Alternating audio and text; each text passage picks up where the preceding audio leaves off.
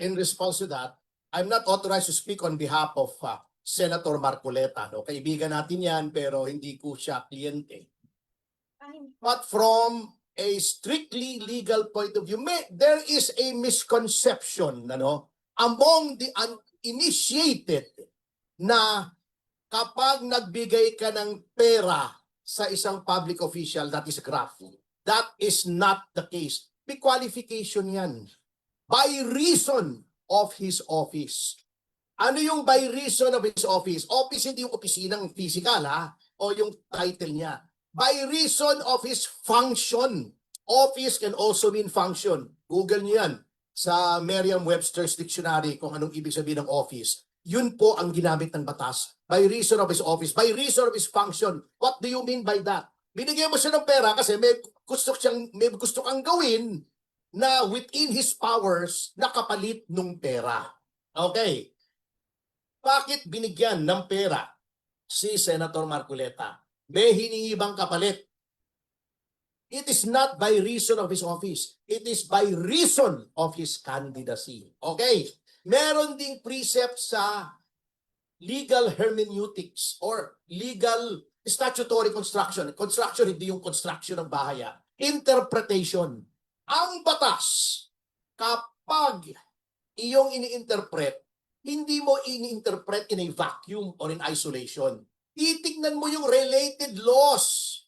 Ano nakalagay sa Anti-Graft and Corrupt Practices Act? Hindi pwedeng tumanggap ang any public official by reason of his office. Anong nakalagay sa Omnibus Election Code? Allowed ang contributions up to a certain point kasi merong spending limit per voter per constituency, probinsya, lungsod, distrito, nationwide. When you interpret a law, titignan mo yon. Contribution to a candidate is allowed. Wala naman sinasabing pagkakandidato ay sitting official. Whether running for election or running for a different office, hindi mo pwedeng bigyan. Allowed yan. Bakit? Kasi the framers of the law know enough na unless you're one of the wealthiest in the country, hindi mo kayang ponduhan ang kampanya ng sarili mong pera. Also, yan ay to prevent corruption. Bakit? Kasi kung hindi mo pera yung ginastos mo, nanalo ka, wala kang kailangang bawiin. Yan po, sabi nga nung professor ko, si Justice Diaz, he who knows the law and knows not the reason for the law, knows not the law at all. Huwag natin tignan literal. Yan ang problema sa iba Komento ng komento. Kaya nga sinasabi namin, hindi naman sa we are condescending towards people who did not study the law. Ngunit, ang batas po, napaka-komplikado. Hindi yung literal. Sabi nga ni Miriam Defensor Santiago, hindi dahil marunong kang bumasa, binasa mo yung batas, alam mo na yung batas. Marami pong nuances ng law, kaya nga po 4 na taon namin pinag-aralan at 6 na buwan pa kami nag-review bago kami naging abogado. Mahirap po yan, hindi pwedeng, binasa ko, public official, si Marcoleta, binigyan ng pera, graft. Meron pong reason behind the law. Tingnan natin yung debates, tingnan natin yung journals kung bakit may ganong batas at bakit may batas naman na subsequent na may donasyon na pwede. Kasi in any electoral exercise, sa kahit anong bansa, allowed po ang donasyon. In fact, sa Amerika, merong counterpart, yung gobyerno na nagbibigay sa'yo ng pera para tumakbo ka, para hindi ka na mangurakot. Ganun po yun. Hindi porket official binigyan graft. So hindi porket official tumanggap grafter.